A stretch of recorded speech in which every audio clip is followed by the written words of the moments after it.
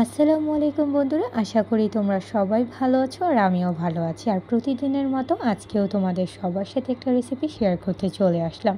আর আমার রেসিপিটা শেয়ার করার আগে তোমাদের সবাইকে আমার এই বারান্দা বাগানটা দেখাচ্ছি।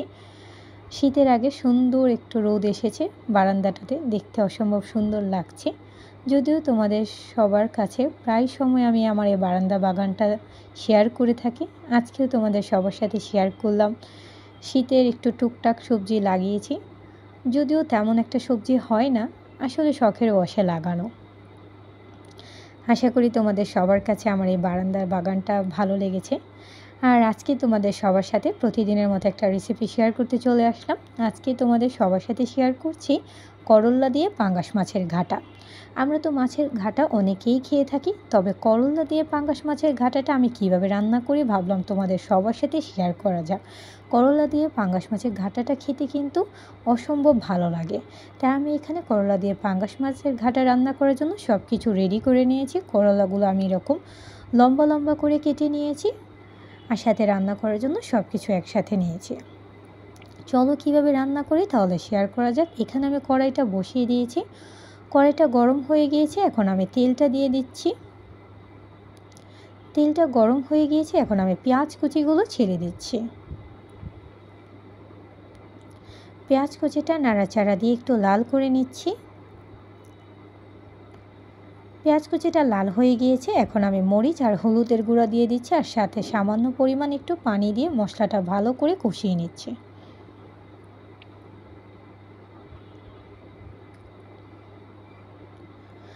আর মশলাটাতে এখন আমি কিছু মশলা অ্যাড করছি।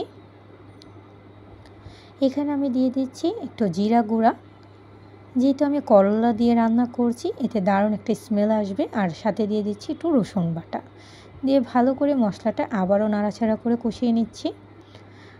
আর এখন দিয়ে দিচ্ছি একটু আদা বাটা,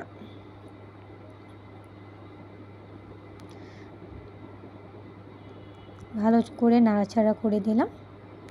আর এখন দিয়ে দিচ্ছি সামান্য পরিমাণ মতো লবণ।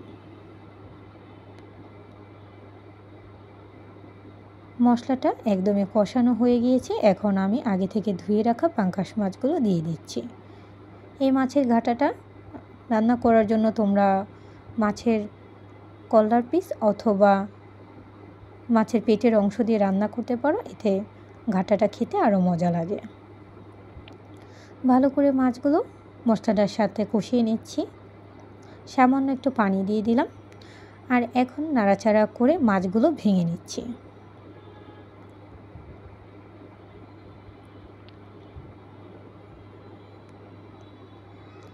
এই মাছের ঘাটাটা খেতে এভাবেই অসম্ভব ভালো লাগে, কিন্তু তোমরা যদি আমার মতো করলা দিয়ে একবার খাও তাহলে কিন্তু তোমাদের কাছে খুবই ভালো লাগবে। বাসে একবার হলেও তোমরা আমার মতো করে ট্রাই করবে। মাছগুলো ভাঙা হয়ে গিয়েছে, এখন আমি করলার পিসগুলো দিয়ে দিচ্ছি।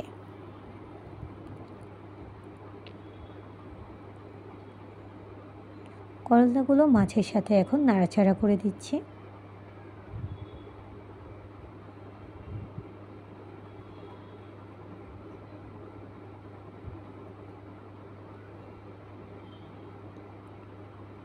এখন আমি কাঁচামরিচগুলো দিয়ে দিচ্ছি।